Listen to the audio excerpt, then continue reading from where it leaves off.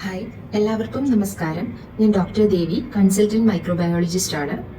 2 ദിവസമായിട്ട് കേരളത്തിൽ വീണ്ടും നിപ്പ ഒരു ചർച്ചാ വിഷയമായിക്കൊണ്ടിരിക്കുകയാണ്. നിപ്പ എങ്ങനെ പകരുന്നു എന്നതിനെ പറ്റി 2018 ആദ്യമായിട്ട് നിപ്പ ഔട്ട്ബ്രേക്ക് ഉണ്ടായപ്പോൾ തന്നെ എല്ലാവർക്കും നല്ലൊരു ബോധ്യമുണ്ട്.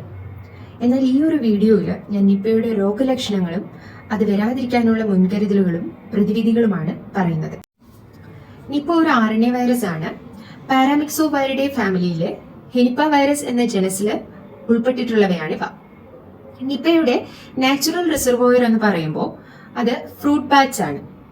ടെറോപ്പസ് ജൈജാൻഡിയസ് എന്ന വിഭാഗത്തിൽപ്പെട്ട വമ്പൻ ഫ്ലൈയിങ് ഫോക്സ്, അതായത് ഗ്രേ ഹെഡഡ് ഫ്ലൈയിങ് ഫോക്സ് എന്ന് പറയുന്ന തരത്തിലുള്ള ഫ്രൂട്ട് ബാറ്റ്സുകളാണ് ഇതിന്റെ നാച്ചുറൽ റിസർവോയർ. പക്ഷെ ഈ ബാറ്റ്സുകളിൽ നിന്നും, അതായത് ഈ വവ്വാലുകളിൽ നിന്നും, ഈ പഴംതിന്നി വവ്വാലുകളിൽ നിന്നും ഇത് പിഗ്സിലേക്കും ഹോഴ്സസിലേക്കും ഒക്കെ ട്രാൻസ്ഫർ ആകാം. അവരൊക്കെ ഇതിന്റെ റിസർവോയർ ആകുക തന്നെ ചെയ്യും. ഇങ്ങനെയുള്ള ഈ ബാറ്റ്സിൽ നിന്നും ഹോഴ്സസിൽ നിന്നും ഒക്കെ തന്നെയാണ് മനുഷ്യർക്ക് ഈ അസുഖം പകരുന്നത്. അതുകൊണ്ട് തന്നെ മനുഷ്യരെ സംബന്ധിച്ച് ഇതിനെ നമ്മൾ സൂണോട്ടിക് വിഭാഗത്തിൽ പെടുന്ന ഒരു അസുഖമായിട്ടാണ് കരുതുന്നത്. അതായത് ജീവജാലങ്ങളിൽ നിന്നും മനുഷ്യരിലേക്ക് പകരുന്നത് കൊണ്ട്. നിപ്പ എങ്ങനെ ട്രാൻസ്മിറ്റ് ചെയ്യുന്നു എന്നതിനെ പറ്റി അറിഞ്ഞാലാണ് അതിനെ തടയാനുള്ള പ്രതിവിധികൾ നന്നായിട്ട് എടുക്കാൻ പറ്റുന്നത്.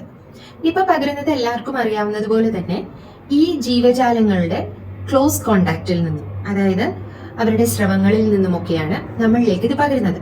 അപ്പൊ സ്രവങ്ങളുമായിട്ട് ഡയറക്റ്റ് കോണ്ടാക്ട് വരുന്നത് പലപ്പോഴും നമുക്ക് ഡയറക്റ്റ് കോണ്ടാക്ട് വളരെ ചെറുതായിട്ടേ വരുള്ളൂ.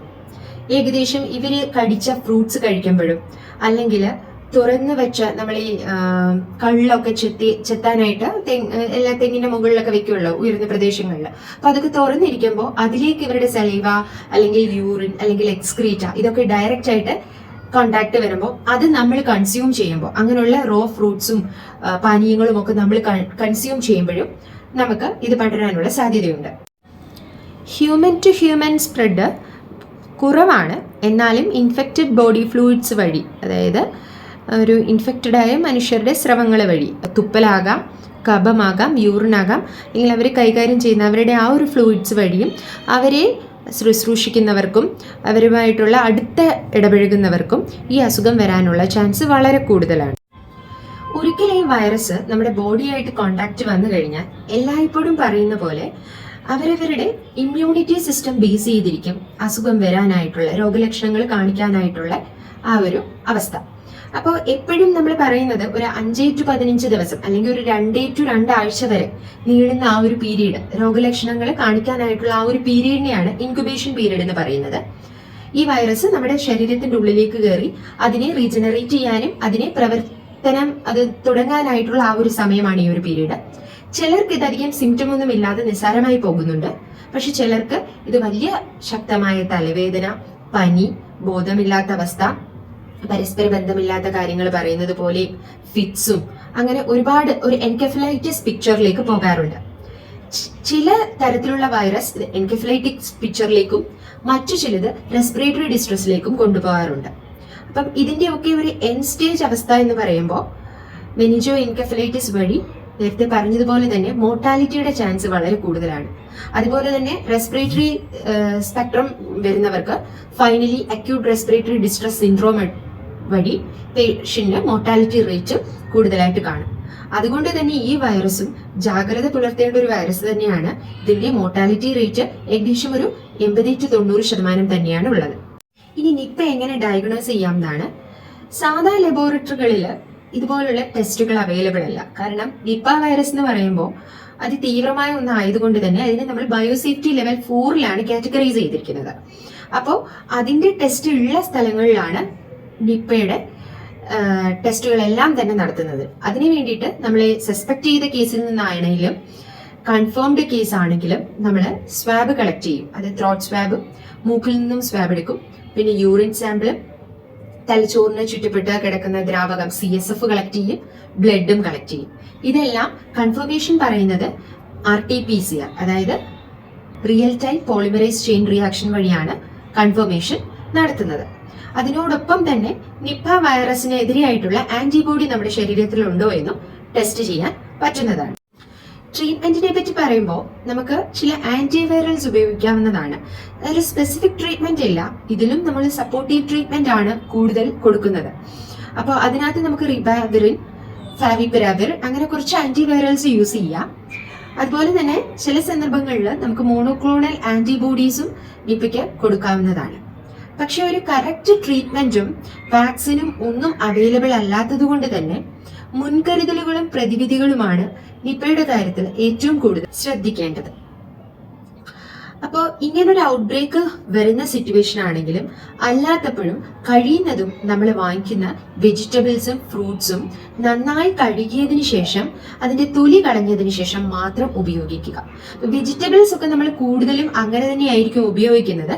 പക്ഷേ ഫ്രൂട്ട്സിന്റെ കാര്യം വരുമ്പോൾ നമ്മൾ ജസ്റ്റ് ഒന്ന് ഉപ്പുവെള്ളത്തിലോ ചൂടുവെള്ളത്തിലോ ഒക്കെ ഇട്ടിട്ട് ഒരു 10 മിനിറ്റ് ഒക്കെ ഒന്ന് ഇട്ട് അതിനുശേഷം നമ്മൾ എടുത്ത് ചിലപ്പോൾ നമ്മൾ അതിന്റെ തോല് കളയാതെ ആയിരിക്കും കഴിക്കുക.